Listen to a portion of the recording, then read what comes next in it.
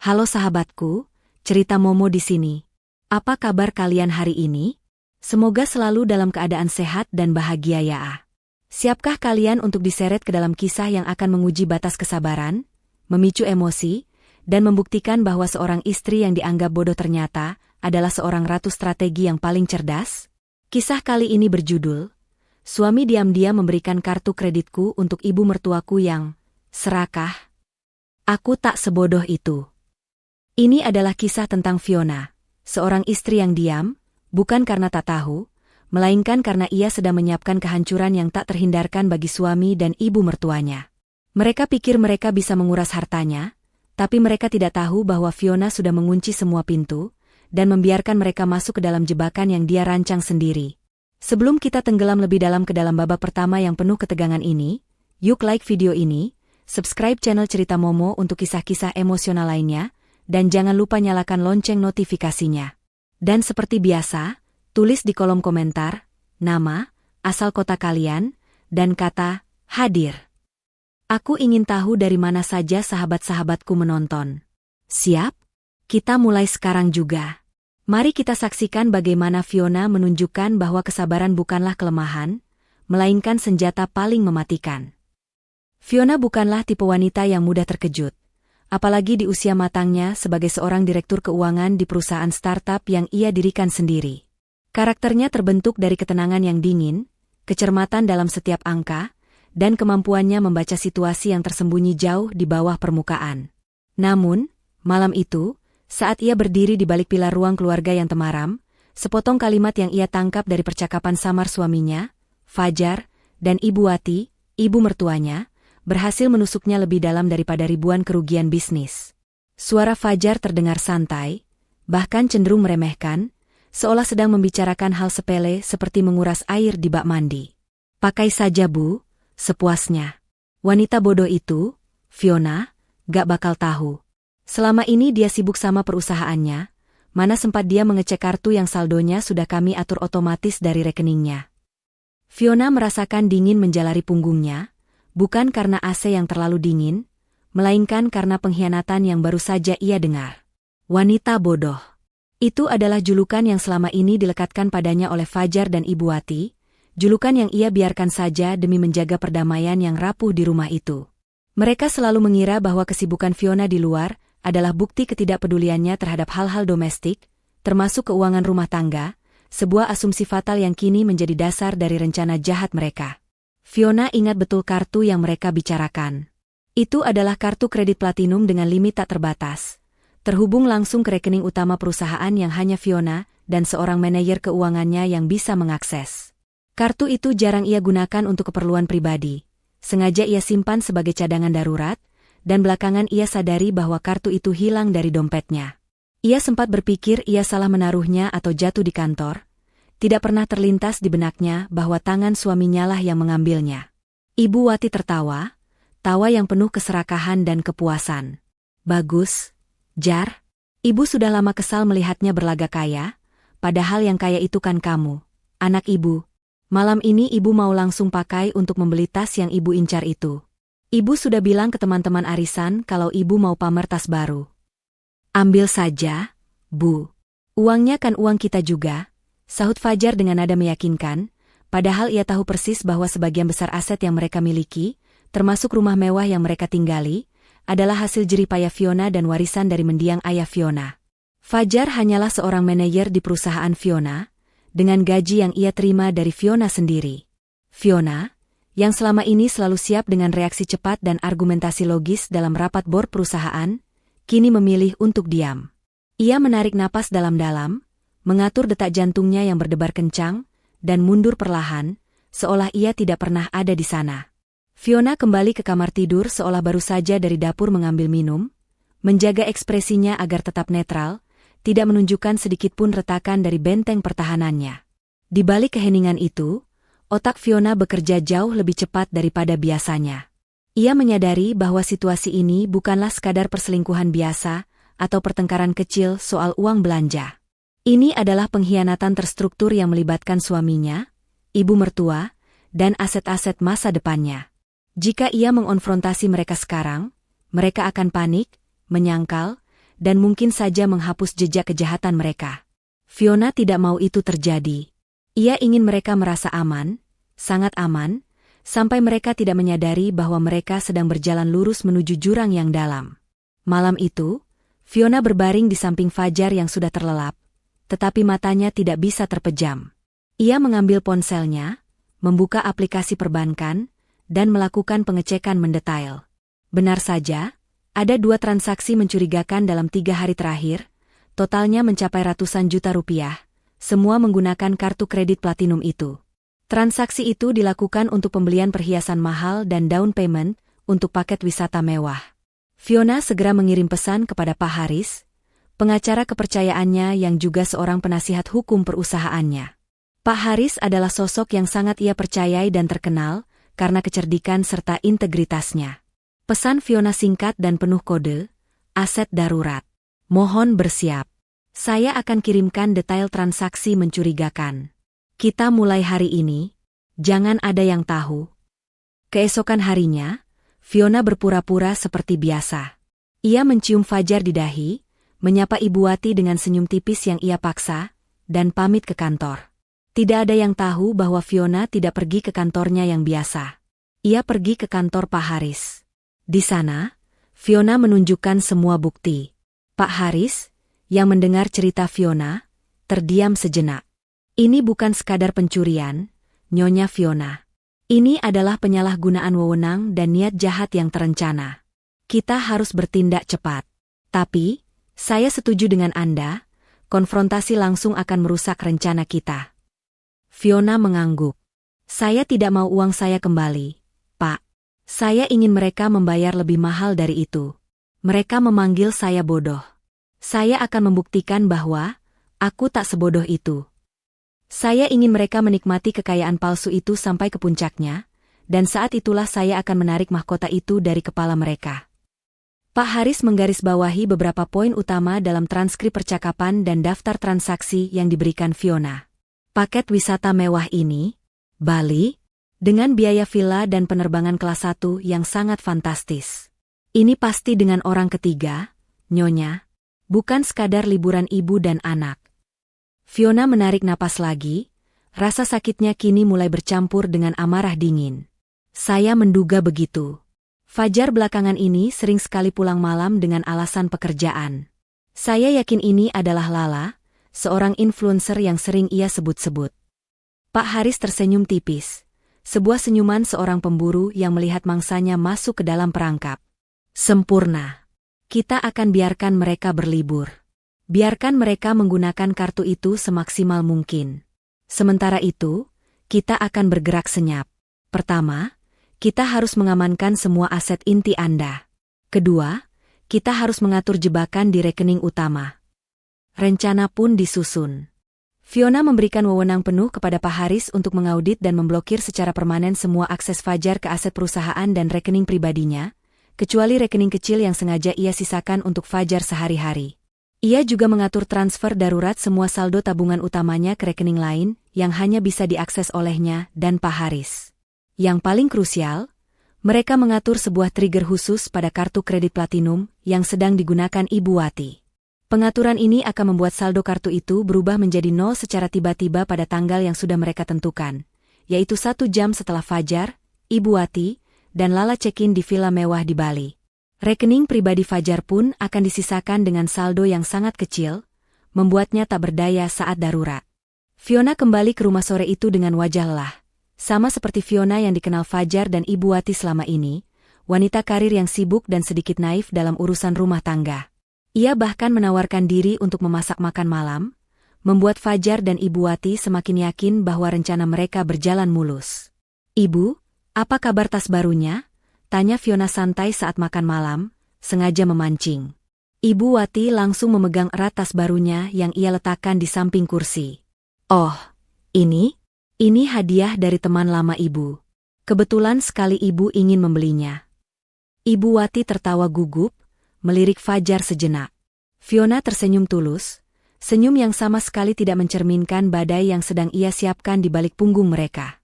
Wah, bagus sekali, Bu. Cocok dengan ibu. Nikmati waktu singkat kalian, bisik Fiona dalam hati. Karena sebentar lagi, ibu akan kehilangan segalanya, termasuk anak kesayangan ibu. Fiona melihat Fajar. Wajah suaminya itu dipenuhi rasa bersalah yang tertutup oleh arogansi. Fajar tidak tahu bahwa keheningan Fiona bukanlah kebodohan, melainkan jeda sebelum sebuah hantaman yang tak terhindarkan. Fiona membiarkan mereka dalam kepuasan palsu mereka, menghitung mundur hari menuju liburan yang akan mengubah hidup mereka selamanya. Masa 3 hari sebelum keberangkatan Fajar, Ibu Wati, dan Lala terasa seperti sebuah tarian koreografi yang rumit bagi Fiona. Di permukaan, ia adalah istri dan menantu yang patuh, seolah-olah tidak terjadi apa-apa. Ia bahkan membantu Ibu Wati memilihkan beberapa pakaian baru untuk liburan, sambil di dalam hati ia menghitung setiap rupiah yang dikeluarkan dari rekeningnya. Keheningan Fiona kini menjadi topeng yang sempurna, menyembunyikan badai dahsyat yang sedang ia persiapkan di belakang layar. Fiona terus memantau transaksi kartu kredit platinum yang ada di tangan Ibu Wati. Setiap notifikasi pengeluaran yang masuk ke ponsel Fiona, mulai dari spa mewah, treatment kecantikan premium, hingga dinner mahal di restoran bintang 5, Fiona catat dengan cermat, bukan dengan rasa marah, melainkan dengan kepuasan dingin. Setiap pengeluaran adalah bukti, setiap swipe adalah langkah kaki mereka yang semakin dalam menuju jurang. Mereka mengira sedang menikmati buah kemenangan, padahal mereka sedang mengonsumsi umpan yang disiapkan oleh Fiona. Pada hari kedua, Fiona kembali bertemu dengan Pak Haris di luar jam kerja, kali ini di sebuah kafe tersembunyi jauh dari pusat kota. Pertemuan ini adalah bagian penting dari aksi senyap yang mereka rencanakan. Nyonya Fiona, ini laporan audit singkat aset-aset Anda, ujar Pak Haris sambil menyodorkan sebuah folder tipis. Semua rumah, saham mayoritas perusahaan, dan aset offshore sudah kita kunci dan amankan di bawah kuasa hukum Anda. Fajar tidak akan bisa menyentuhnya, bahkan jika ia mencoba menggugat cerai. Fiona mengangguk, matanya meneliti setiap poin. Bagaimana dengan rencana, pengosongan senyap, untuk rekening utama? Sudah siap, Nyonya, jawab Pak Haris dengan senyum penuh arti. Sesuai instruksi Anda, kami akan menarik semua sisa dana dari rekening utama ke rekening penampungan baru Anda. Namun, yang paling krusial adalah rekening pribadi Fajar. Kami berhasil melacak semua transaksi Ibu Wati menggunakan kartu Anda, dan seperti yang Anda duga, Fajar juga terlibat aktif dalam memindahkan sebagian dana tunai dari rekeningnya ke rekening Lala. Mendengar nama Lala, Fiona merasakan sedikit getaran, tetapi ia segera menekannya. Jejak transfer itu harus kita amankan sebagai bukti kolusi, Pak Haris. Jangan dihapus, tapi segera amankan dan bekukan sisa dana di rekening Fajar. Sudah dilaksanakan. Kami hanya menyisakan saldo minimal, sekitar 2 juta rupiah, di rekening harian Fajar. Cukup untuk ongkos taksi dan makan sehari-hari, tetapi tidak cukup untuk menghadapi situasi darurat di luar negeri. Ini agar kepanikan mereka total, seperti yang Anda inginkan. Pak Haris tersenyum salut pada ketenangan Fiona. Anda adalah klien paling strategis yang pernah saya tangani, Nyonya. Kebanyakan orang akan histeris. Mereka menyebut saya bodoh, Pak Haris, balas Fiona dingin. Histeris adalah reaksi wanita bodoh. Keheningan adalah senjata wanita yang merencanakan balas dendam yang sempurna. Saya ingin kehancuran mereka bukan hanya finansial, tapi juga reputasi, yang dimulai dari liburan mewah itu. Fajar sendiri semakin menunjukkan arogansi yang tak tertahankan. Merasa memiliki akses tak terbatas ke kekayaan Fiona, ia menjadi lebih kasar dan mendominasi. Pagi itu, saat Fiona sedang menyiapkan sarapan, Fajar datang dan berkata dengan nada merendahkan. Fiona, pastikan kamu mengurus semua tagihan rumah dan pembayaran cicilan bulanan sebelum aku pergi lusa. Aku tidak mau ada urusan domestik yang mengganggu liburanku. Fiona, tanpa menoleh, menjawab dengan sangat lembut. Tentu, Fajar. Semua sudah beres. Kamu tidak perlu khawatir soal itu. Nikmati saja liburanmu. Jawaban yang terlalu patuh itu justru membuat Fajar puas, dan semakin yakin bahwa Fiona benar-benar tidak peduli, dan terlalu fokus pada pekerjaannya sendiri. Fajar bahkan sempat memamerkan tiket pesawat kelas 1 kepada Fiona, yang dengan pura-pura tertarik bertanya. Wah, kemana kalian akan berlibur? Fajar? Bali? Ya, Bali. Ibu ingin menikmati pantai, jawab Fajar cepat, sama sekali tidak menyebutkan Lala. Kamu kan sibuk sekali dengan kantormu, jadi jangan ganggu aku dengan telepon atau pekerjaanmu selama seminggu ini. Tentu, Fiona mengangguk. Aku tidak akan mengganggu. Aku akan memastikan kalian yang akan menghubungiku, berulang kali, batin Fiona. Sementara itu, Ibu Wati semakin liar dengan kartu kredit. Fiona melihat adanya tagihan dari agen perjalanan wisata mewah yang sangat mahal, jauh di atas standar liburan normal. Tagihan itu mencakup penyewaan villa super mewah di Seminyak dan private tour kapal pesiar selama 3 hari. Fiona tahu ini bukan ide Ibu Wati saja. Ini pasti ide Lala, yang memiliki selera hidup sangat tinggi. Fiona melihat waktu yang tepat telah tiba. Sisa 24 jam sebelum mereka berangkat. Malam harinya, Fiona sengaja membuatkan makan malam spesial untuk Fajar dan Ibu Wati, seolah-olah perpisahan sementara yang manis. Ia melihat mereka menikmati makanan itu dengan lahap, mata mereka berbinar-binar memikirkan liburan mewah yang menanti. Ibu Wati bahkan sempat berujar dengan nada mengejek. Nak Fiona, kalau liburan itu jangan kerja terus. Nanti kulit cepat keriput. Ibu sudah menyiapkan diri untuk berjemur di pantai. Loh, kamu kapan bisa liburan mewah seperti ini? Fiona tersenyum tulus, senyum yang disalahartikan sebagai kepasrahan. Sebentar lagi, Bu, liburan saya jauh lebih tenang dan berharga. Saya akan menikmati waktu saya sendiri di rumah. Fajar hanya tersenyum meremehkan. Iya, nikmati saja kerjamu, Fiona. Uangmu akan berguna untuk ibu dan aku bersenang-senang. Fiona pamit tidur lebih awal. Ia masuk ke kamar, mengunci pintu, dan melakukan aksi final senyap di ponselnya. Ia mentransfer sisa seluruh dana dari rekening bersama, membiarkan kartu platinum itu tetap aktif namun terputus dari sumber dana yang sebenarnya. Ia mengirim pesan terakhir kepada Pak Haris, jam 8 pagi besok. Setelah mereka check-in, nonaktifkan total. Saldo Fajar sudah 0. Jebakan sudah siap. Saya akan pergi ke rumah orang tua saya pagi-pagi sekali. Fiona memandang sekeliling kamar tidur yang ia bagi dengan Fajar. Ini adalah malam terakhirnya di rumah itu, rumah yang ia beli dengan uangnya sendiri, tetapi kini terasa seperti sarang pengkhianat. Dengan kesedihan yang terkontrol, ia mengemasi koper kecil berisi barang-barang pribadi dan pakaian untuk anak semata wayangnya yang sedang menginap di rumah Ibu Fiona. Ia tidak perlu membawa banyak, karena ia akan kembali ke rumah yang jauh lebih aman dan hangat, rumah orang tuanya. Saat ia mendengar dengkuran Fajar, Fiona bangkit. Ia mengambil surat singkat yang sudah ia tulis, meletakkannya di meja samping tempat tidur Fajar, tepat di atas pas bokban yang sudah kosong. Surat itu berbunyi, Fajar, aku tahu segalanya. Bukan sejak tadi malam, tapi jauh sebelum itu. Aku sudah membiarkanmu dan ibumu menggunakan kartu itu untuk memastikan bahwa kalian berdua merasa sangat aman, sangat bahagia, dan sangat yakin bahwa aku adalah wanita bodoh yang bisa kalian peras sesuka hati.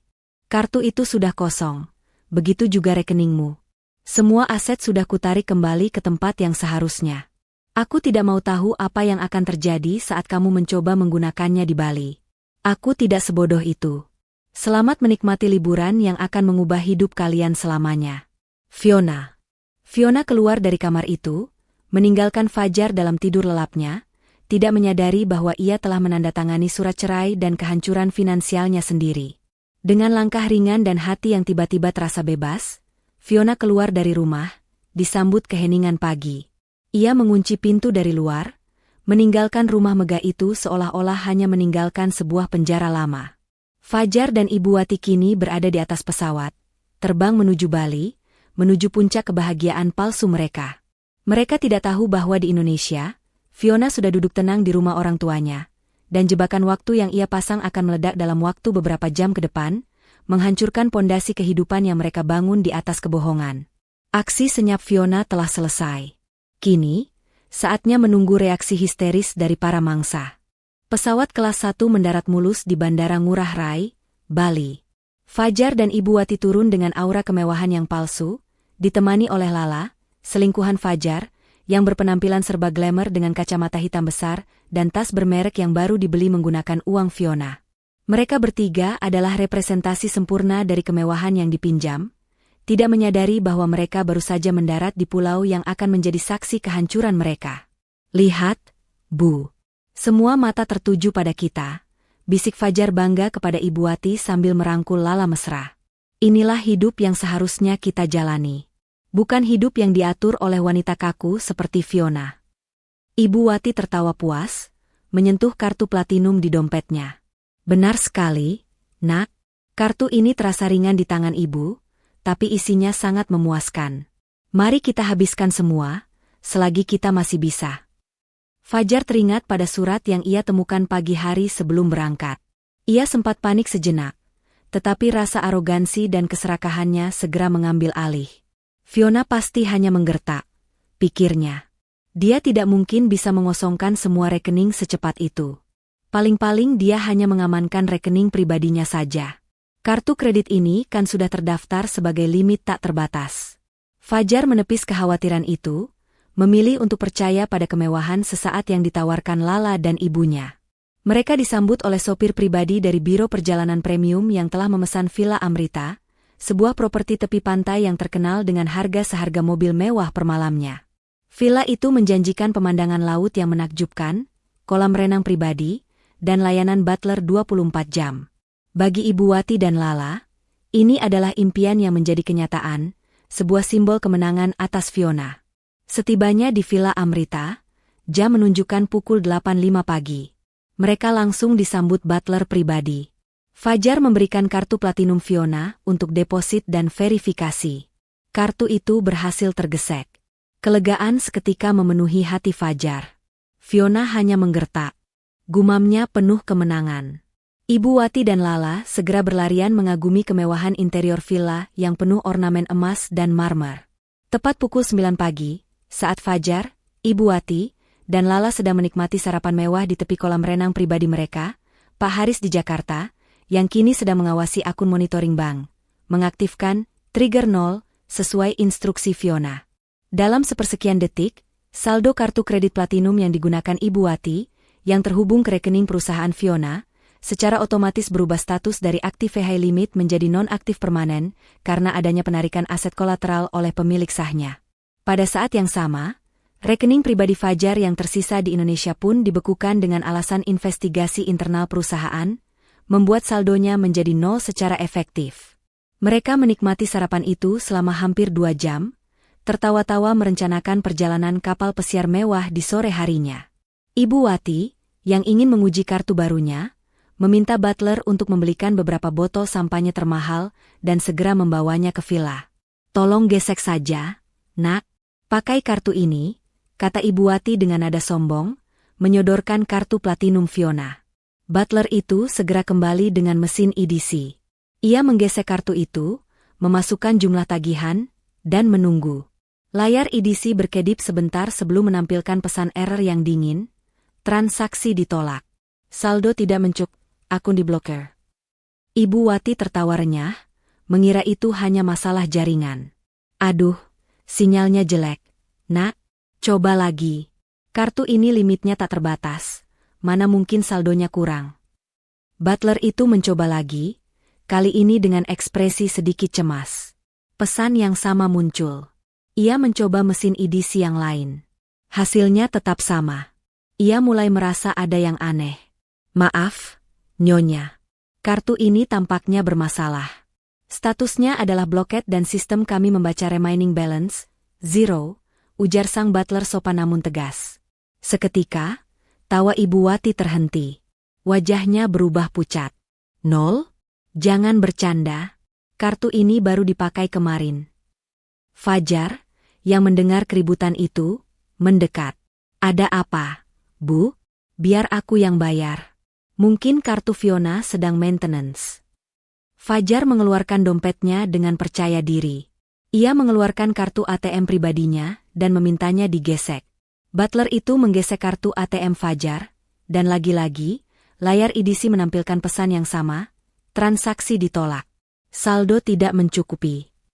Keringat dingin mulai membasahi pelipis Fajar. Ia mengambil ponselnya, masuk ke aplikasi mobile banking. Matanya terbelalak melihat angka yang tertera di layar, 0 rupiah. Ia mencoba mengecek rekening cadangannya, yang juga 0 rupiah. Ia mencoba mengakses rekening utama Fiona, dengan asumsi ia masih punya akses. Dan yang muncul hanya pesan error, akun ini telah dinonaktifkan secara permanen. Fajar, ada apa ini? Ibu Wati mulai histeris. Lala juga ikut panik, kecantikannya memudar oleh rasa takut. Bu, aku tidak tahu. Rekeningku kosong. Fiona tidak main-main dengan suratnya. Fajar teringat pada surat Fiona dan pasbo kosong yang ia abaikan. Kepanikan mereka menarik perhatian kepala pelayan villa. Kepala pelayan itu mendekat dengan wajah serius. Mohon maaf, Tuan dan Nyonya. Karena kami tidak bisa memproses pembayaran ekstras ini, kami harus membatalkan semua layanan yang sudah dijadwalkan. Dan yang lebih serius, kami membutuhkan pembayaran penuh atas penyewaan villa di muka, atau setidaknya konfirmasi pembayaran yang sudah dilakukan oleh agen perjalanan. Fajar segera menghubungi agen perjalanan, Tour Travel, Purnama. Teleponnya diangkat oleh manajer biro tersebut. Selamat pagi, Tuan Fajar. Kami ingin memberitahukan bahwa tagihan Anda untuk penyewaan villa dan private yacht Anda gagal bayar, kata manajer itu dengan nada dingin. Dana yang dikirim 3 hari lalu ditarik kembali oleh bank pagi ini. Kami sudah coba charge lagi, tetapi kartu Anda ditolak permanen. Fajar berteriak, tarik kembali? Bagaimana bisa? Saya akan bayar. Saya akan transfer. Maaf, Tuan Fajar. Kami tidak bisa menunggu. Anda sudah menggunakan properti kami dan layanan kami sudah berjalan. Karena pembatalan mendadak ini, yang merusak jadwal kami dan reputasi, biro kami menuntut ganti rugi. Total kerugian dan penalti yang harus Anda bayarkan kepada kami adalah senilai 15 miliar rupiah, jelas manajer itu. Fajar menjatuhkan ponselnya. Tubuhnya ambruk di kursi tepi kolam. 15 miliar. Bisiknya, wajahnya putih pasi. Ibu Wati menjerit histeris, menyalahkan Fajar karena percaya pada wanita sialan itu. Lala, yang melihat situasi ini, segera menjauh, mengambil tasnya dan berlari ke kamarnya, pura-pura tidak mengenal mereka. Kamu harus menghubungi Fiona. Dia pasti punya dana cadangan. Hubungi dia sekarang juga, Fajar. Kita tidak punya apa-apa lagi, tuntut Ibu Wati sambil menangis histeris. Fajar mengambil kembali ponselnya. Ia mencoba menghubungi Fiona. Panggilan pertama, Fiona tidak menjawab. Panggilan kedua, ketiga, keempat tidak dijawab. Ia mencoba mengirim pesan WhatsApp, pesan itu hanya centang 1. Fiona telah memblokir semua saluran komunikasi. Fajar, Ibu Wati, dan Lala, yang mencoba kabur namun tertangkap oleh butler, kini dikelilingi oleh staf villa dan petugas keamanan. Villa mewah itu, yang seharusnya menjadi surga, kini berubah menjadi penjara paling menyiksa. Fajar dan Ibu Wati yang sombong kini menjadi tontonan memalukan, diusir secara paksa dari kemewahan yang hanya mereka nikmati selama 1 jam. Sementara itu, di sebuah rumah sederhana namun hangat di Jakarta, Fiona sedang duduk di teras bersama orang tuanya, menikmati teh dan ketenangan yang sudah lama hilang. Ponselnya bergetar puluhan kali, menampilkan ID caller dari Fajar, Ibu Wati, dan nomor asing dari Bali. Fiona hanya melihatnya sekilas, lalu mematikan suara ponselnya. Jangan diangkat, Nak, ujar ayah Fiona dengan lembut. Biarkan mereka menikmati akibat dari perbuatan mereka. Aku tidak sebodoh itu, Ayah, jawab Fiona, senyum tulus akhirnya menghiasi wajahnya. Aku sudah membiarkan mereka masuk ke dalam jebakan. Aku akan membiarkan mereka membayar ganti rugi 15 miliar itu dengan semua yang mereka miliki. Kisah kepanikan dan kehancuran Fajar, Ibu Wati, dan Lala di Bali baru saja dimulai, dan Fiona sudah memegang kendali penuh atas cerita ini. Kepanikan yang terjadi di Villa Amrita bukanlah drama sinetron yang bisa mereka matikan begitu saja. Itu adalah kenyataan yang dingin dan brutal. Setelah diusir secara tidak hormat dari villa mewah tersebut, disaksikan oleh para tamu elit lainnya yang berbisik-bisik dan menatap jijik, Fajar, Ibu Wati, dan Lala kini terdampar di lobi. Pihak Tour Travel, Purnama, dengan cepat mengambil tindakan hukum, menuntut ganti rugi 15 miliar rupiah atas kerugian reputasi, pembatalan sewa villa, dan private yacht yang telah dibayar namun dananya ditarik kembali. Fajar tidak hanya kehilangan uangnya, ia juga kehilangan martabatnya. Matanya terus-menerus menatap layar ponsel, yang hanya menampilkan ratusan notifikasi panggilan tak terjawab dan pesan yang hanya berstatus centang 1. Fiona seolah lenyap dari muka bumi. Angkat. Angkat teleponnya, Fiona. Jangan jadi pengecut. Teriak Ibu Wati histeris, menampar lengan Fajar berulang kali. Wajahnya yang tebal dengan riasan kini luntur oleh air mata dan keringat. Aku sudah coba, Bu. Ponselnya mati. Atau dia memblokirku. Ponselnya tidak aktif. Fajar balas membentak, suaranya dipenuhi frustrasi yang tak tertahankan. Lala, yang tadinya bersikap seperti ratu, kini menunjukkan sifat aslinya. Ia mencaci maki Fajar, menuduhnya sebagai pria miskin yang hanya bisa menjanjikan kemewahan palsu. Dasar pria tidak berguna. Kau bilang kau kaya. Kau bilang semua itu milikmu. Sekarang apa? Kita harus membayar 15 miliar karena kebodohanmu. Lala mengambil kopernya dan mencoba kabur, tetapi dihentikan oleh 2 petugas keamanan yang kini menjaga mereka seperti tahanan. Pihak agen perjalanan dan pengacara mereka, yang tiba tak lama kemudian, menginstruksikan agar paspor Fajar, Ibu Wati, dan Lala ditahan sebagai jaminan sampai ada penyelesaian ganti rugi. Mereka kini terjebak di Bali, tanpa uang, tanpa kartu, dan tanpa jalan keluar. Kalian tidak bisa melakukan ini. Kami punya rumah mewah di Jakarta. Teriak Ibu Wati, mencoba menarik perhatian. Pengacara dari Tour Travel, Purnama, seorang pria berpenampilan rapi dengan tatapan tajam, menjawab dengan dingin. Kami sudah melakukan pengecekan data aset, Nyonya. Dan kami menemukan aset utama Tuan Fajar, sebuah rumah di Jakarta, adalah satu-satunya jaminan yang bisa kami proses saat ini. Bahkan itu pun mungkin tidak cukup untuk menutupi total tuntutan ganti rugi 15 miliar. Kalimat itu menghantam Ibu Wati dan Fajar seperti palu godam. Harapan terakhir mereka, rumah mewah yang mereka anggap sebagai mahkota, kini terancam hilang.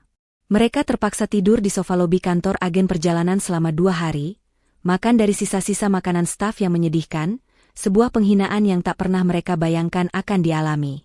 Sementara di Jakarta, Fiona, yang kini menikmati pagi tenang bersama ayah dan ibu Fiona, sepenuhnya sadar akan kekacauan yang terjadi di Bali. Pak Haris secara teratur mengirimkan laporan melalui pesan terenkripsi. Laporan harian, Tuan Fajar telah mengajukan permohonan pinjaman darurat ke 6 bank berbeda. Semuanya ditolak karena skor kredit yang buruk dan tidak adanya jaminan yang valid. Nyonya Ibu Wati mencoba menghubungi kerabat jauh, tetapi semua menolak memberikan pinjaman. Lala mencoba menjual beberapa perhiasan, tetapi itu hanya tiruan. Tuntutan 15 miliar rupiah telah resmi terdaftar di pengadilan Bali. Mereka terpaksa tidur di lobi dan paspor mereka ditahan.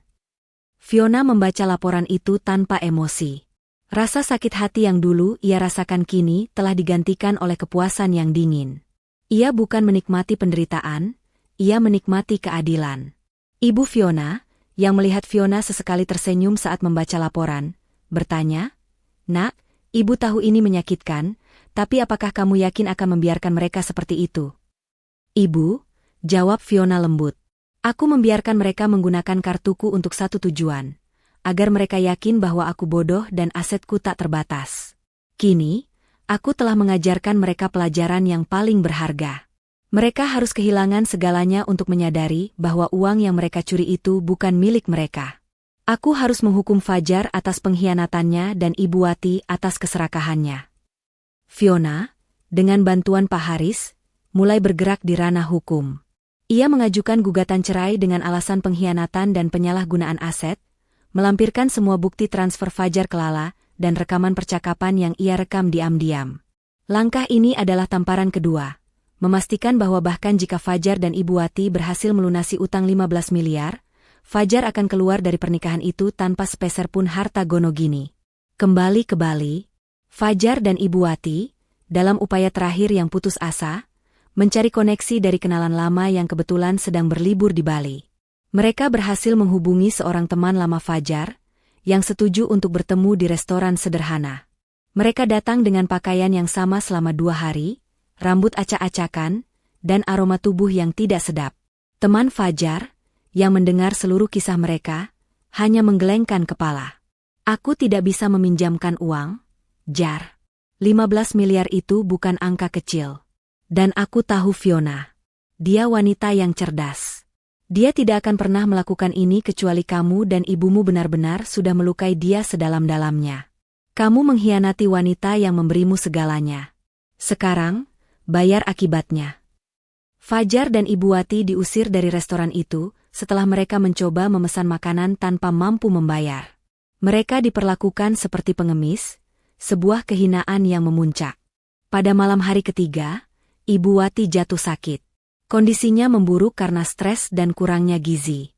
Fajar mencoba membawa ibunya ke klinik terdekat, tetapi lagi-lagi, mereka ditolak karena tidak memiliki uang tunai untuk biaya administrasi. Fajar mencoba merayu, memohon, dan bahkan mencoba menggunakan alasan darurat medis. Tetapi tidak ada yang peduli pada pria yang dicap sebagai penipu 15 miliar. Fajar memutuskan untuk mengambil tindakan ekstrim. Ia menghubungi nomor ponsel ayah Fiona, yang untungnya tidak ia blokir. Panggilan itu diangkat oleh ayah Fiona. "Ayah, ini Fajar. Tolong aku, Yah. Ibu sakit, kami tidak punya uang sepeser pun. Kami terjebak di Bali. Fiona memblokir kami. Aku mohon, pinjami kami uang untuk tiket pulang dan biaya rumah sakit ibu." Fajar berbicara sambil terisak, membuang semua harga dirinya. Ayah Fiona menjawab dengan suara yang berat dan penuh kekecewaan. "Fajar, dengar baik-baik. Kamu bukan hanya mencuri uang Fiona, kamu mencuri harga dirinya, kamu mengkhianati kepercayaan anakku, dan kamu menyebutnya wanita bodoh." "Putriku tidak bodoh, Fajar. Dia hanya sabar. Dan kesabarannya telah habis. Dia sudah membuat keputusannya. Kami tidak akan mengirimkan 1 rupiah pun kepadamu. Tapi, rumah kami akan disita, Yah. Kami tidak punya apa-apa lagi. Rumah itu adalah hasil kerja Fiona, Fajar. Itu bukan milikmu. Itulah yang kamu dapatkan karena keserakahanmu dan ibumu. Urusan kalian dengan biro perjalanan, selesaikan sendiri. Fiona sudah mengajukan gugatan cerai. Kamu sudah kehilangan semuanya, Fajar. Sekarang, berhentilah menghubungiku." Sambungan telepon terputus. Fajar ambruk di lantai klinik. Penolakan dari ayah Fiona adalah akhir dari segalanya. Mereka tidak punya lagi harapan. Mereka harus menghadapi kenyataan bahwa mereka harus menjual satu-satunya aset yang tersisa, rumah di Jakarta, untuk menutupi kerugian yang tidak sebanding dengan keserakahan mereka. Penyesalan yang baru muncul kini terasa pahit. Karena itu datang bukan dari hati, melainkan dari kehancuran total yang Fiona sajikan. Setelah putus asa menghubungi Fiona dan ditolak mentah-mentah oleh ayah Fiona, Fajar menyadari bahwa ia tidak punya pilihan lain selain tunduk pada tuntutan biro perjalanan. Satu-satunya cara agar mereka bisa kembali ke Jakarta dan Ibu Wati mendapatkan perawatan medis adalah dengan menyerahkan rumah mereka di Jakarta sebagai jaminan penyelesaian utang. Dengan wajah tertunduk dan air mata yang sudah mengering karena kelelahan, Fajar menandatangani surat kuasa jual yang disiapkan oleh pengacara tur travel, Purnama. Prosedur hukum berjalan cepat. Lala, yang mencoba menyangkal keterlibatannya dan mengklaim sebagai korban, dipisahkan dari Fajar dan Ibu Wati. Lala dibiarkan pergi setelah semua perhiasan yang ia beli dengan kartu Fiona disita sebagai barang bukti. Ia pergi sendiri, tanpa uang, terpaksa mencari tumpangan, sementara Fajar dan Ibu Wati hanya bisa menatapnya dengan kebencian. Untuk membiayai tiket pesawat termurah, kelas ekonomi, kembali ke Jakarta dan sedikit biaya medis darurat untuk Ibu Wati, agen perjalanan itu terpaksa memberikan pinjaman kecil, yang akan dipotong dari hasil penjualan rumah. Fajar dan Ibu Wati pulang dengan status sebagai terhukum yang diizinkan kembali. Perjalanan dari Bali ke Jakarta terasa seperti siksaan yang tak berkesudahan. Mereka yang biasanya bepergian dengan pesawat kelas bisnis dan dijemput mobil mewah, kini harus berdesakan di kursi paling belakang pesawat, di samping toilet, dan harus menahan malu karena penampilan mereka yang lusuh dan bau. Ibu Wati terus merengek dan menyalahkan Fajar atas kehancuran yang mereka alami. "Ini semua karena kamu, Fajar. Kamu yang memberikan kartu itu padaku. Kamu yang meremehkan Fiona. Sekarang kita tidak punya rumah. Kita akan jadi pengemis di Jakarta," rintih Ibu Wati. Ibu juga yang serakah. Ibu yang menghabiskan uang itu tanpa berpikir. Siapa yang menyuruh ibu membeli sampanye mahal yang bahkan belum sempat kita minum? Fajar balas membentak, ia sudah kehilangan rasa hormatnya pada sang ibu. Hubungan mereka, yang dibangun di atas kesamaan keserakahan, kini hancur karena kehancuran finansial. Setibanya di Bandara Soekarno-Hatta, mereka tidak disambut oleh siapapun. Mereka naik taksi biasa menuju rumah mereka. Sesampainya di perumahan elit, mereka melihat pemandangan yang membuat jantung mereka mencelos. Rumah mereka, yang seharusnya menjadi benteng terakhir, sudah dipasangi papan pengumuman besar. Rumah ini dalam proses penyitaan dan penjualan oleh kantor hukum Haris Partners tertera jelas di sana. Papan itu tidak hanya dipasang oleh agen perjalanan di Bali, tetapi juga oleh kantor hukum Pak Haris, yang bertindak atas nama Fiona. Fajar dan Ibu Wati hanya bisa berdiri mematung di pinggir jalan, menjadi tontonan para tetangga yang berbisik-bisik dan menatap mereka dengan rasa kasihan bercampur jijik. Berita tentang kehancuran mereka menyebar cepat di kalangan sosialita elit. Fiona, melalui koneksi Pak Haris, memastikan bahwa aib Fajar dan Ibu Wati menjadi konsumsi publik, sebuah hukuman sosial yang jauh lebih menyakitkan.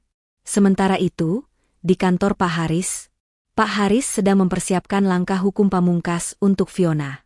Ia bukan hanya mengurus gugatan cerai, tetapi juga tuntutan pidana terhadap Fajar atas penyalahgunaan aset, pencurian data keuangan, dan persekongkolan jahat, kolusi dengan Ibu Wati.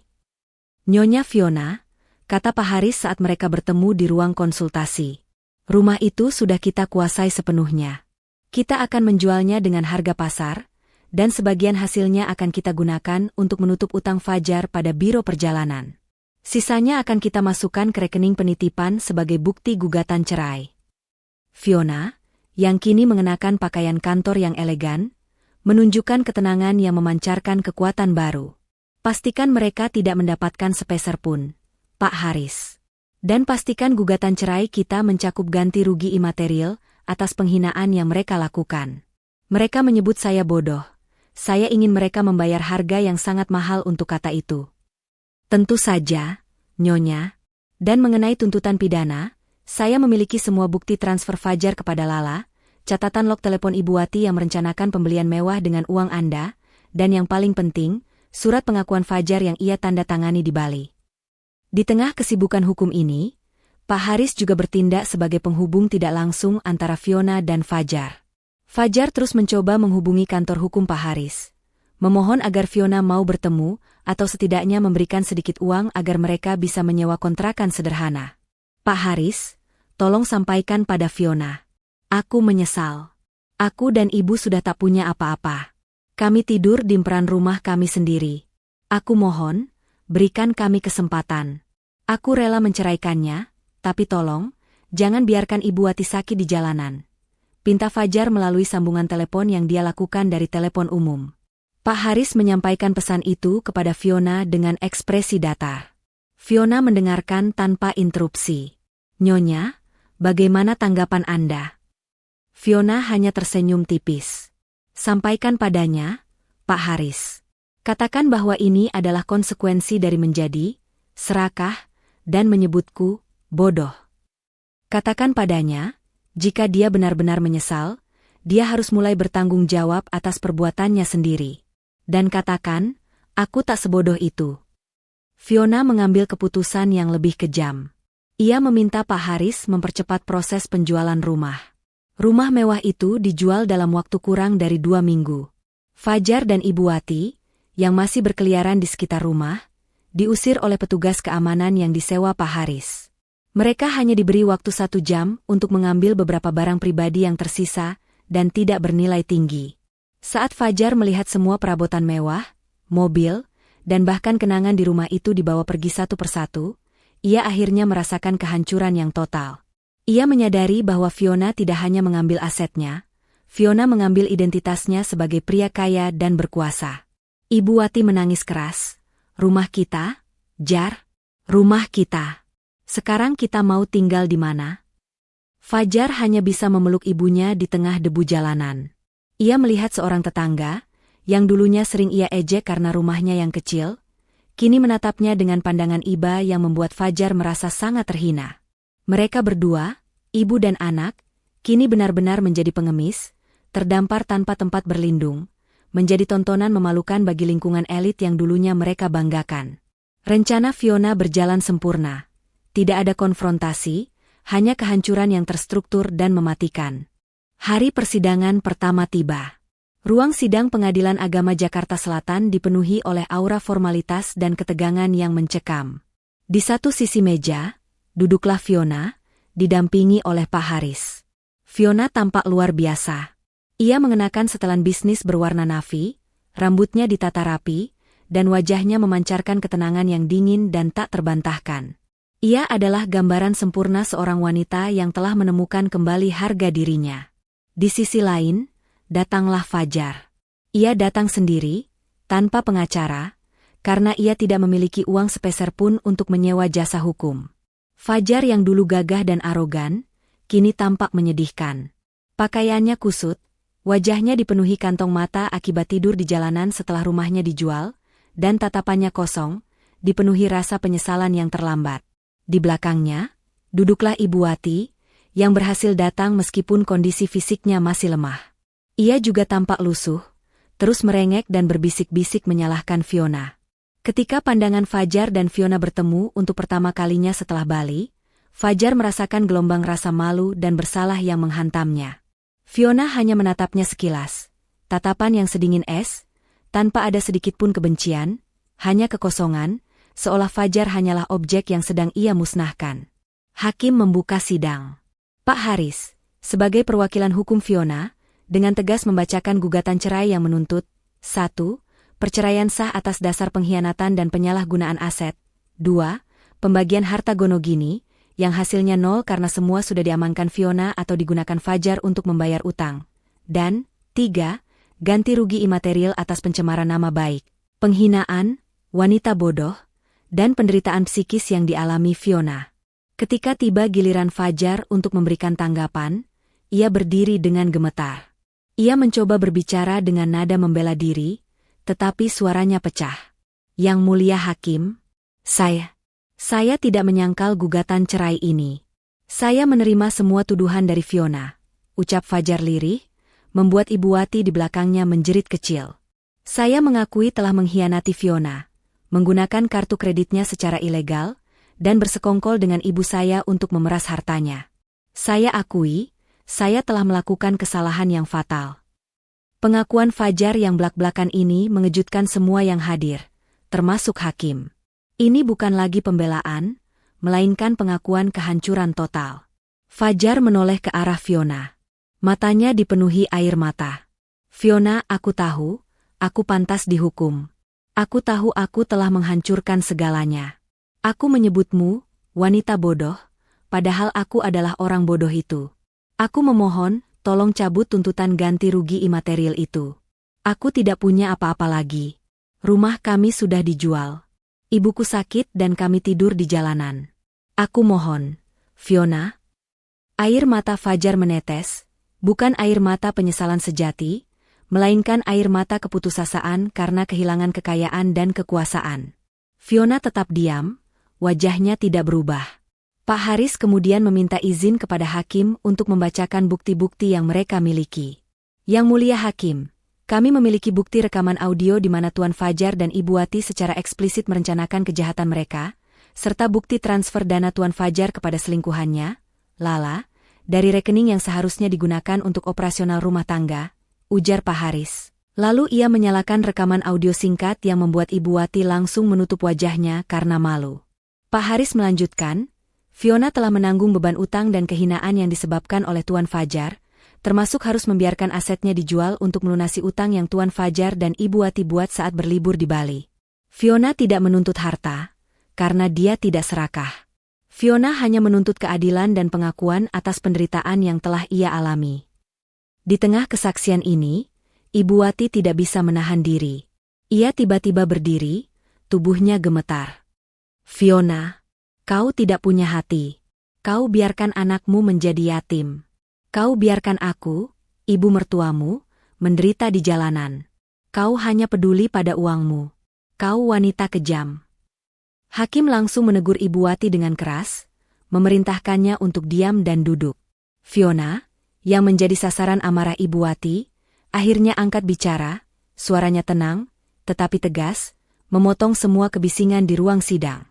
Yang Mulia Hakim, kata Fiona, menoleh sebentar ke arah Ibu Wati. Saya tidak kejam. Saya hanya realistis. Ibu Wati, Anda menyebut saya wanita kejam, padahal Anda yang merampas hak saya, menghina saya, dan menggunakan harta saya untuk bersenang-senang dengan wanita simpanan anak Anda.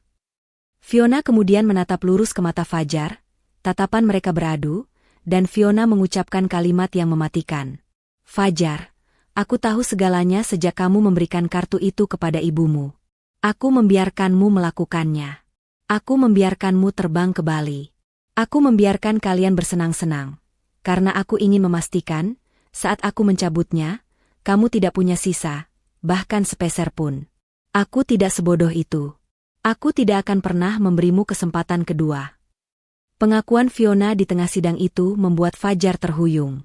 Ia baru menyadari bahwa selama ini, bukan Fiona yang berada di bawah kendali, melainkan dirinya sendiri yang sedang dikendalikan oleh Fiona menuju kehancuran yang terencana.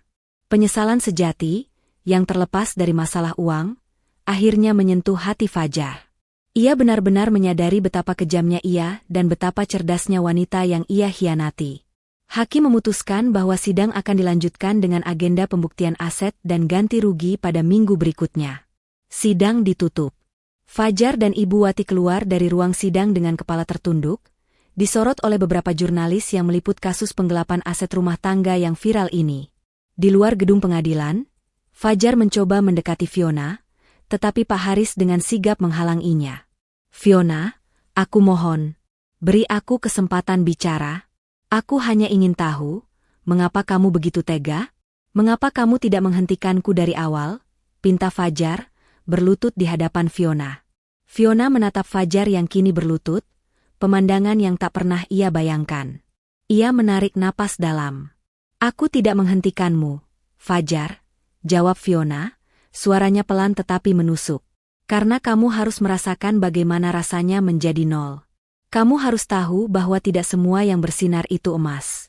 Kamu harus belajar bahwa kesabaran seorang istri bukanlah kebodohan, melainkan penantian untuk waktu yang tepat. Fiona segera masuk ke mobilnya tanpa menoleh lagi. Fajar hanya bisa melihat mobil mewah Fiona menjauh, membawa serta masa depannya, harta bendanya, dan segala hal yang pernah ia anggap miliknya. Ia ditinggalkan sendiri bersama Ibu Wati yang pingsan karena stres dan kelelahan, di luar gedung pengadilan, tanpa tempat untuk pergi, benar-benar tanpa apa-apa. Babak baru kehancuran total mereka baru saja dimulai. Setelah sidang cerai awal yang berakhir dengan kehinaan, Fajar terpaksa membawa Ibu Wati ke sebuah klinik kesehatan gratis, menggunakan sedikit uang hasil belas kasihan kenalan lama yang iba melihat kondisi Ibu Wati yang pingsan di depan pengadilan. Ibu Wati didiagnosis mengalami kelelahan ekstrim dan tekanan darah tinggi akibat stres berkepanjangan. Mereka kini tidak punya tempat tinggal tetap, terpaksa menumpang di musala kecil di pinggiran kota, jauh dari kemewahan yang pernah mereka nikmati. Kontras kehidupan mereka dengan Fiona sangatlah tajam. Fiona kini hidup dalam kedamaian dan kemakmuran yang sejati, jauh dari racun pengkhianatan dan keserakahan. Ia bersama anak sematawayangnya tinggal di rumah ayah dan ibu Fiona, di mana cinta dan dukungan tak pernah pudar. Perusahaan startup Fiona, yang sempat ia tinggalkan sebentar untuk fokus pada pembalasan, kini melaju pesat. Ia mengumumkan proyek baru yang ambisius, sebuah kemitraan internasional yang melipat gandakan nilai perusahaannya dalam hitungan minggu.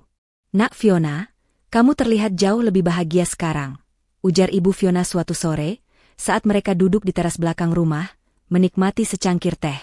Aku merasa seperti terlahir kembali, Bu, jawab Fiona tulus. Selama ini, aku menahan diri agar tidak menimbulkan konflik. Aku menjaga arogansi Fajar dan keserakahan Ibu Wati, agar rumah tangga kami terlihat damai. Tapi kedamaian itu palsu. Sekarang, setelah semua kekacauan ini, aku baru merasakan kedamaian yang sesungguhnya. Fiona menggunakan energinya untuk merawat diri, mengurus anaknya, dan mengembangkan perusahaannya. Ia tidak lagi terbebani oleh kebutuhan untuk memantau pengeluaran aneh, atau menyembunyikan kekayaan aslinya. Ia bebas, dan kebebasan itu memberinya kekuatan yang luar biasa. Sementara Fiona menikmati mahkota barunya, Fajar dan Ibu Wati berjuang untuk bertahan hidup. Ibu Wati, yang dulunya adalah sosialita yang selalu tampil mencolok, kini hanya mengenakan daster lusuh. Ia harus menerima kenyataan bahwa tidak ada satupun dari teman-teman arisannya yang mau menolong, bahkan sekadar memberikan makanan. Mereka semua tahu aib Fajar dan Ibu Wati dari berita viral mengenai gugatan 15 miliar yang menyebabkan rumah mereka disita. Rasa penyesalan Ibu Wati perlahan berubah menjadi rasa bersalah yang menusuk.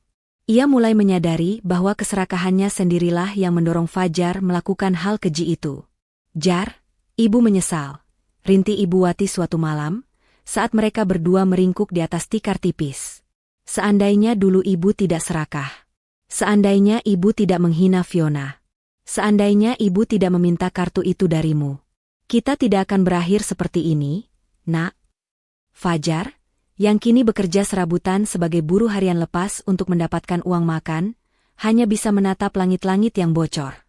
"Sudahlah, Bu. Kita tidak bisa kembali. Ini semua sudah terjadi. Fiona tidak akan memaafkan kita. Dia sudah menang." Namun, pengakuan penyesalan Ibu Wati ini tidak datang dari hati yang tulus, melainkan dari penderitaan fisik dan finansial. Penyesalan itu terasa pahit karena datang terlambat. Pak Haris terus melaporkan perkembangan kasus ini kepada Fiona.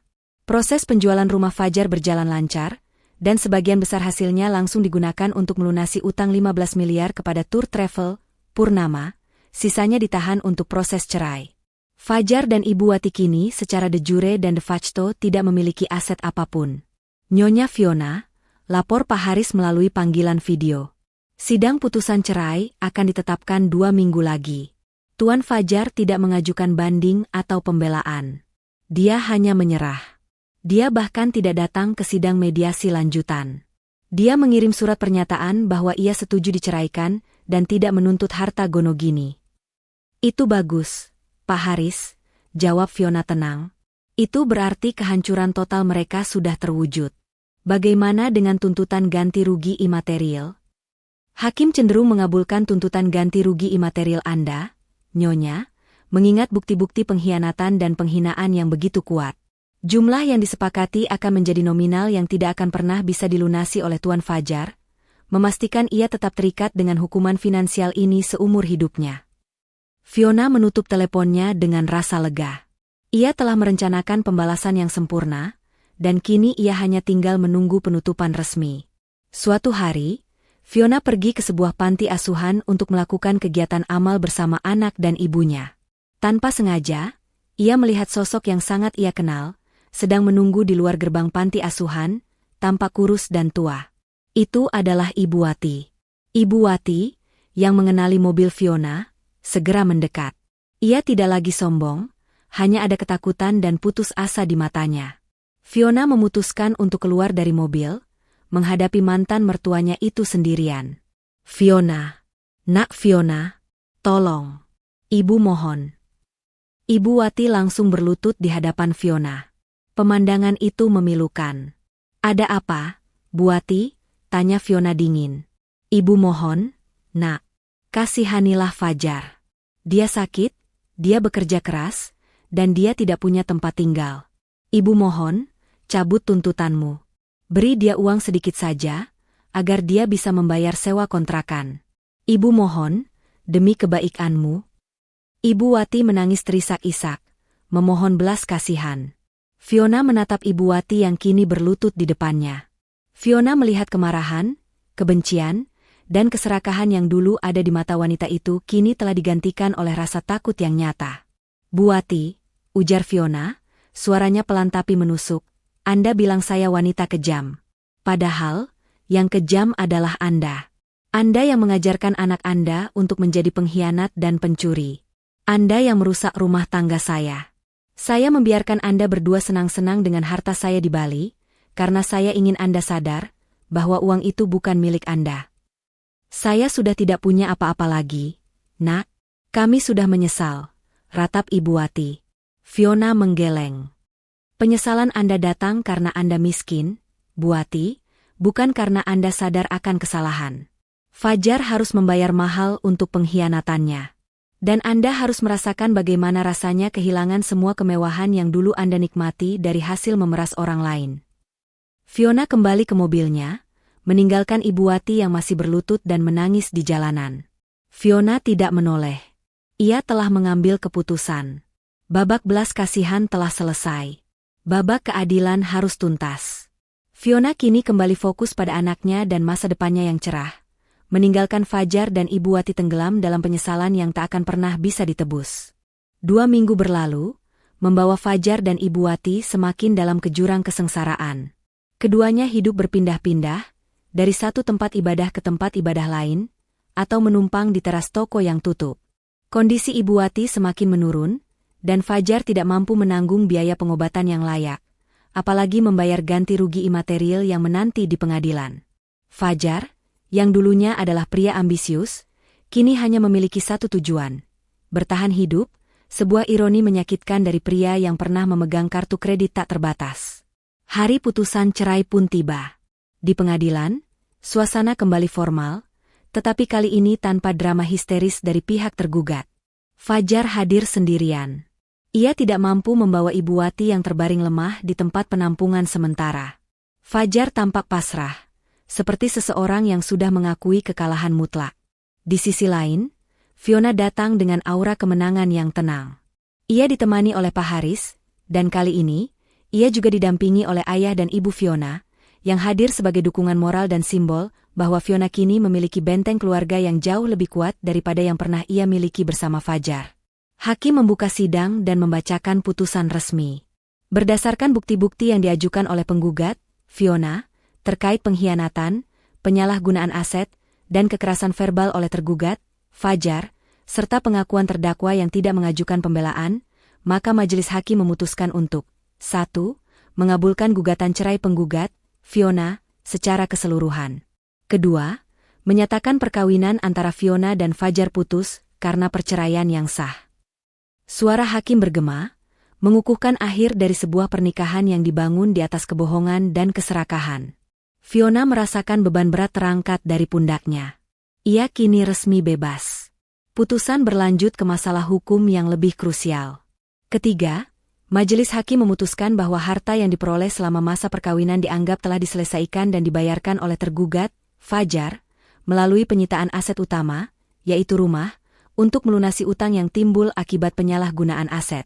Dengan demikian, Fajar tidak memiliki hak atas harta gonogini apapun, karena semua aset sah yang tersisa adalah milik Fiona yang diperoleh sebelum perkawinan atau dari warisan yang sudah diamankan. Fiona melihat Fajar menunduk, menerima kenyataan bahwa ia keluar dari pernikahan ini benar-benar tanpa apa-apa, bahkan tanpa hak untuk mengklaim secuil pun dari kekayaan yang dulu pernah ia anggap miliknya. 4. Majelis hakim mengabulkan tuntutan ganti rugi imaterial atas penderitaan psikis, penghinaan, dan pencemaran nama baik yang diderita penggugat, Fiona.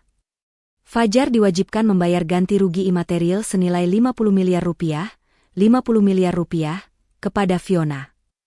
Angka 50 miliar rupiah itu, yang jauh lebih besar dari utang 15 miliar sebelumnya, merupakan hukuman finansial terakhir dari Fiona. Angka yang mustahil dibayar oleh Fajar. Hukuman ini akan mengikat Fajar seumur hidupnya, memastikan ia tidak akan pernah bisa bangkit secara finansial dan selalu terbebani oleh utang pada mantan istrinya yang ia sebut bodoh. Setelah hakim menutup sidang, Pak Haris segera mendekati Fiona, tersenyum bangga. Selamat, Nyonya Fiona, Anda resmi bebas. Dan keadilan telah ditegakkan. Fiona, setelah mengucapkan terima kasih kepada Pak Haris, meluangkan waktu sejenak untuk menatap Fajar. Fajar, yang kini sedang mencoba memproses besarnya tuntutan 50 miliar itu, mengangkat wajahnya, air mata mengalir deras. Fiona, 50 miliar? Kenapa kamu setega ini? Aku tidak akan pernah bisa membayarnya. Rintih Fajar dengan suara serak. Fiona melangkah maju, berdiri hanya 1 meter di depan mantan suaminya itu. Tentu saja kamu tidak akan bisa membayarnya, Fajar. Itu bukan uang yang kucari. Itu adalah harga dari harga diriku yang kau injak-injak. Itu adalah harga dari kata, wanita bodoh, yang kau lemparkan kepadaku. Hukuman 50 miliar itu adalah pengingat seumur hidupmu bahwa kamu mengkhianati wanita yang memberimu segalanya. Aku membiarkanmu menang, hanya untuk memastikan kekalahanmu adalah kekalahan terbesar dalam hidupmu. Fiona tidak menunggu jawaban Fajar. Ia berbalik, didampingi ayah dan ibunya, meninggalkan Fajar yang terduduk sendirian di bangku ruang sidang. Keesokan harinya, Fiona mengadakan sebuah acara kecil di kantornya.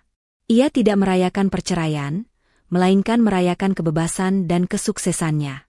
Dalam pidatonya, Fiona berbicara tentang perjalanan emosionalnya, tanpa menyebut nama Fajar atau Ibu Wati, tetapi semua orang tahu kisah di baliknya. Di puncak pidatonya, Fiona mengeluarkan sebuah kotak beludru merah. Di dalamnya, terdapat kalung berlian yang ia rancang khusus, berbentuk mahkota kecil yang elegan. Selama ini, aku selalu memakai berlian dan perhiasan yang diberikan orang lain, yang seringkali memiliki makna palsu dan janji kosong. Hari ini, ujar Fiona, suaranya penuh haru. Aku memberikan diriku sendiri mahkota sejati ini. Mahkota ini bukan simbol kekayaan yang bisa dicuri. Ini adalah simbol ketahanan, kecerdasan, dan harga diri yang tidak bisa dibeli atau dicuri oleh siapapun. Fiona mengenakan kalung mahkota itu di lehernya, bersinar di bawah lampu sorot. Momen ini adalah proklamasi kemenangannya yang sesungguhnya. Ia adalah seorang ratu, bukan karena status pernikahannya, melainkan karena ia mampu menyelamatkan kerajaan finansial dan jiwanya sendiri dari pengkhianatan. Di luar kantor Fiona yang meriah, Fajar dan Ibu Wati mendengar gemuruh tepuk tangan dari kejauhan. Mereka kini bersembunyi di sebuah gubuk kecil yang mereka temukan di pinggiran kota. Fajar tahu, Fiona kini telah mengenakan mahkota yang sesungguhnya, sementara ia dan ibunya harus menjalani sisa hidup mereka dalam kehancuran dan penyesalan, diikat oleh utang 50 miliar yang tidak akan pernah bisa terbayar. Fiona telah membuktikan, sekali lagi, aku tak sebodoh itu. 6 bulan telah berlalu sejak palu hakim diketuk, mengesahkan perceraian Fiona dan menjatuhkan hukuman finansial sebesar 50 miliar rupiah kepada Fajar. Bagi Fiona, 6 bulan ini adalah musim semi kedua dalam hidupnya. Ia sepenuhnya fokus pada kebahagiaan pribadinya, membesarkan anaknya dengan penuh kasih sayang di lingkungan hangat rumah ayah dan ibu Fiona. Perusahaan startup yang ia dirikan kini menjadi raksasa di industrinya, dengan Fiona diakui sebagai salah satu CEO wanita paling berpengaruh dan inspiratif di Asia Tenggara. Fiona tidak lagi melihat ke belakang. Kebebasan yang ia rasakan jauh lebih berharga daripada semua kemewahan yang pernah ia miliki. Ia menghabiskan akhir pekannya dengan kegiatan berkualitas bersama anaknya, mengajarkan putranya tentang kejujuran, integritas, dan nilai kerja keras, nilai-nilai yang gagal ditanamkan oleh Fajar. Ia menggunakan pengalamannya untuk menulis buku motivasi tentang financial intelligence dan ketahanan diri, yang segera menjadi bestseller dan menambah lapisan baru pada kesuksesan dan reputasinya. Bu Fiona, apakah Anda tidak pernah merasa lelah dengan semua pekerjaan dan tanggung jawab ini? Tanya salah satu karyawannya dalam sebuah sesi wawancara internal. Fiona tersenyum. Saya tidak merasa lelah. Saya merasa terisi. Dulu, energi saya habis untuk menjaga rahasia kebohongan orang lain dan berpura-pura tidak tahu. Sekarang, setiap energi yang saya keluarkan adalah untuk diri saya sendiri, untuk anak saya, dan untuk masa depan yang jujur. Itu membuat segalanya terasa ringan. Sementara Fiona bersinar terang, kehidupan Fajar dan Ibu Wati berada dalam kegelapan yang abadi. Mereka benar-benar menjadi pengemis, hidup dari belas kasihan dan pekerjaan serabutan yang mereka dapatkan di pasar tradisional. Ibu Wati, yang sakit-sakitan, tidak mampu lagi berjalan jauh. Fajar harus menopang hidup mereka berdua dengan menjadi kuli panggul, sebuah pekerjaan yang sangat jauh dari posisi manajer elit yang ia banggakan dulu. Penyesalan kini bukan lagi hanya karena kehilangan uang, tetapi penyesalan yang mendalam atas pilihan hidup mereka. Ibu Wati sering memanggil-manggil nama Fiona dalam tidurnya, memohon ampun, dan mengakui bahwa Fiona adalah wanita paling cerdas, bukan bodoh. Suatu hari, Fajar sedang bekerja mengangkut barang di sebuah gudang. Tanpa sengaja, ia mendengar sekelompok orang sedang membicarakan berita terbaru tentang Fiona. Hebat ya Bu Fiona itu. Baru 6 bulan cerai, perusahaannya sudah jadi yang terbesar. Lihat, dia baru saja beli private jet untuk keperluan bisnisnya, kata salah seorang buruh. Tentu saja hebat. Dia kan wanita cerdas. Bayangkan suaminya yang bodoh itu, menukar berlian asli dengan pasir. Sebutan, wanita bodoh, itu malah jadi bumerang buat mereka berdua, sahut yang lain. Mendengar percakapan itu, Fajar merasakan tusukan di dadanya.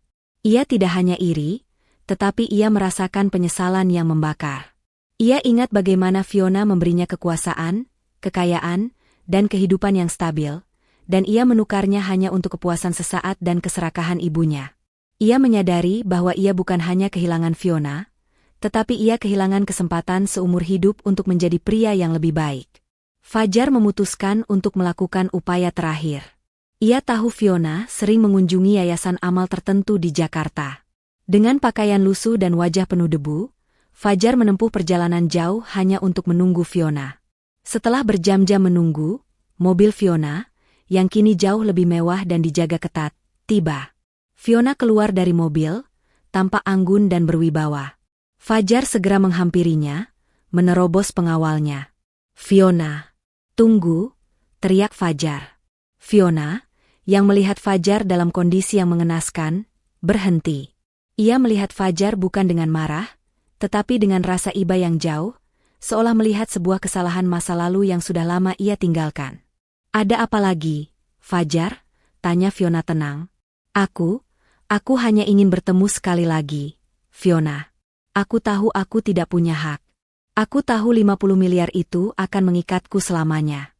Tapi aku hanya ingin mengatakan, dari lubuk hatiku yang paling dalam, aku menyesal," ujar Fajar, isakannya tertahan. "Aku bukan hanya menyesal karena kehilangan uangmu. Aku menyesal karena aku kehilangan dirimu. Kamu adalah wanita terbaik yang pernah ada, dan aku benar-benar bodoh." Ibu Wati juga menyesal. Dia sekarang sakit dan dia hanya memanggil namamu. Fiona diam sejenak. Ia memandang Fajar, yang kini benar-benar menjadi bayangan dari pria yang dulu ia cintai. "Aku menghargai pengakuanmu, Fajar," kata Fiona, suaranya lembut tapi mengandung batas yang tak bisa dilewati. "Aku tahu kamu menyesal. Tapi penyesalanmu tidak bisa mengembalikan waktu, juga tidak bisa menghapus penghinaan yang telah kamu lakukan padaku. Aku sudah memberimu kesempatan seumur hidup. Kamu memilih pengkhianatan." Fiona melanjutkan, "Aku sudah menutup bab ini, Fajar. Aku bahagia dengan anakku dan orang tuaku. Mereka adalah mahkota sejatiku. Kamu dan Ibu Wati harus belajar hidup dengan konsekuensi dari pilihanmu sendiri. Aku harap kamu menemukan kedamaian, tetapi aku tidak akan pernah kembali, dan aku tidak akan mencabut hukuman itu." Fajar tahu, inilah akhir yang sesungguhnya. Fiona telah memberinya pengampunan dalam bentuk pengakuan, tetapi bukan dalam bentuk bantuan finansial atau kesempatan kedua. Fajar menunduk, menangis terseduh-seduh. Ia akhirnya menyadari bahwa balas dendam Fiona bukanlah tentang uang, melainkan tentang menegakkan prinsip keadilan yang ia yakini. Fiona berbalik dan masuk ke dalam mobil. Ia tidak lagi melihat Fajar. Ia melihat ke depan, ke arah masa depan yang cerah dan penuh harapan. Ia telah membuktikan kepada dunia, dan terutama kepada dirinya sendiri, bahwa aku tak sebodoh itu. Fajar ditinggalkan sendirian, dengan penyesalan yang akan menjadi bayangan yang terus mengejarnya seumur hidup. Setahun telah berlalu sejak putusan cerai resmi dijatuhkan. Waktu telah membuktikan bahwa keputusan Fiona untuk diam dan merencanakan kehancuran Fajar dan Ibu Wati adalah strategi yang paling mematikan dan efektif. Kehidupan Fiona kini adalah kanvas kebahagiaan yang sempurna, jauh dari warna-warna palsu kemewahan yang dulu mengikatnya. Fiona merayakan ulang tahun pertama kebebasannya dengan cara yang sederhana namun bermakna. Sebuah makan malam hangat bersama ayah dan ibu Fiona serta putranya. Di dalam rumah orang tuanya yang selalu memberinya perlindungan, Fiona benar-benar menemukan kembali dirinya. Ia telah mengundurkan diri dari perusahaan startup yang ia dirikan untuk fokus pada investasi dan charity, menggunakan pengaruhnya untuk membantu wanita-wanita lain yang menjadi korban pengkhianatan dalam rumah tangga. "Putriku, kamu telah melalui badai yang luar biasa," ujar ayah Fiona, mengangkat gelasnya. "Dan kamu keluar sebagai pemenang, bukan karena kekayaanmu, tetapi karena kekuatan hatimu." Fiona tersenyum, mengenakan mahkota sejati di lehernya, yang kini menjadi lambang pribadinya. "Aku sudah tidak butuh pengakuan dari orang lain lagi, Ayah. Aku sudah membuktikan pada diriku sendiri bahwa aku tak sebodoh itu. Itu sudah cukup." Di mata publik dan media, Fiona adalah seorang ikon. Cerita tentang CEO cerdas yang membalas dendam pada suami pengkhianat dan ibu mertua serakah menjadi legenda urban. Kisahnya memberi harapan pada banyak wanita yang merasa terjebak dalam pernikahan yang tidak sehat. Di sisi lain kota, kehidupan Fajar dan Ibu Wati adalah kisah pilu tentang akibat keserakahan. Mereka tidak pernah berhasil bangkit. Utang 50 miliar rupiah dari ganti rugi imaterial yang harus dibayar Fajar adalah rantai abadi yang mengikatnya pada kemiskinan. Setiap pekerjaan yang Fajar dapatkan, sekecil apapun, selalu terbebani oleh bayang-bayang utang yang tak terlunaskan. Ibu Wati, yang kesehatannya memburuk drastis, kini menghabiskan hari-harinya di tempat penampungan umum. Ia seringkali meracau, memohon maaf kepada Fiona, dan mengutuk kartu platinum yang dulu ia gunakan dengan bangga. Ia tidak lagi membanggakan dirinya sebagai sosialita, ia hanya seorang wanita tua yang menderita, ditinggalkan oleh keserakahan dan kesombongannya sendiri. Fajar, meskipun harus merawat ibunya, juga tidak bisa lagi memberikan cinta. Hubungan mereka hancur, digantikan oleh rasa saling menyalahkan yang dingin. Pada suatu sore yang dingin, Fajar menemukan sebuah artikel di koran bekas. Di halaman depan, terpampang foto Fiona yang tersenyum lebar, sedang meresmikan yayasan amal baru. Di bawah foto itu, tertulis headline, Fiona, ratu bisnis yang menjadikan integritas sebagai mahkota. Fajar membaca artikel itu berulang kali. Ia melihat Fiona yang kini jauh lebih bersinar, lebih berkelas, dan jauh lebih bahagia.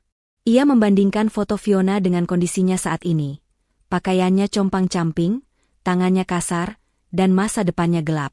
Di momen itu, Fajar akhirnya menyadari penyesalannya yang paling hakiki.